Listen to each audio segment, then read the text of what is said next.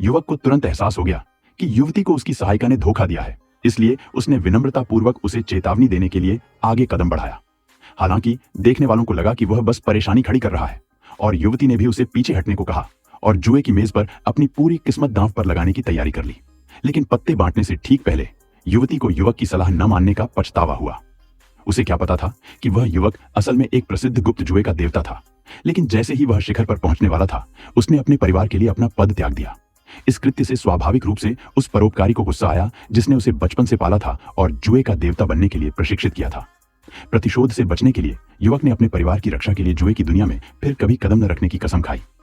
लेकिन उस महिला के रूप ने उसकी किस्मत बदल दी। उसकी दीनहीन हालत देखकर महिला ने तुरंत उसे अपने साथ रखने का फैसला किया और उसे अपने कैसीनो में छोटे मोटे काम करने के लिए कहा। इस तरह युवक ने अपने जीवन में एक नया अध्याय शुरू किया। लेकिन उस महिला के साथ जीवन शांतिपूर्ण नहीं था, क्योंकि उसे न केवल जुए की आदत थी बल्कि अनजाने में अक्सर धोखा भी मिलता था। कई बार युवक ने जानबूझकर उसे याद दिलाया, लेकिन उसने कोई प्रतिक्रिया नहीं दी। हालांकि उस युवक की हरकतों ने दूसरे जुआरियों का ध्यान खींचा। कुछ लोगों ने सवाल किया कि क्या उसने खेल को समझ लिया है, और डरे हुए युवक ने जल्दी से समझाया कि उसे जुए के बारे में कुछ नहीं पता, बस उसकी नजर तेज है और वह विरोधी के दांव को भांप सकता है। जैसे ही महिला उसका राज खोलने वाली थी, उसी निर्णायक क्षण में उसके एक अधीनस्थ ने अचानक बीच में आकर कहा कि वह युवक ऐसा नहीं दिखता जो कभी जुए की मेज पर गया हो। इससे सभी के संदेह दूर हो गए। उन्हें क्या पता था कि इस राज का जवाब सामने आने वाला है। उसी शाम जैसे ही महिला अपने द्वारा आयोजित भोज में दाखिल हुई, फू शाओ अचानक प्रकट हुआ।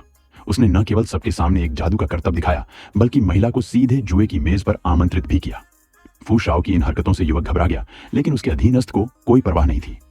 उसने न सिर्फ युवक को चुपके से बताया कि युवती फू शाओ से व्यापार पर बात करना चाहती है, बल्कि उसे कमरे में घुसने के बाद कोई उपद्रव न करने की हिदायत भी दी।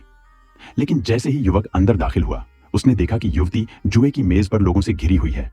उसे कुछ भी पता नहीं था। उसके अधीनस्थों को भी लगा कि युवा स्वामी फू उसे कोई नुकसान नहीं पहुंचाएंगे। उन्हें क्या पता था कि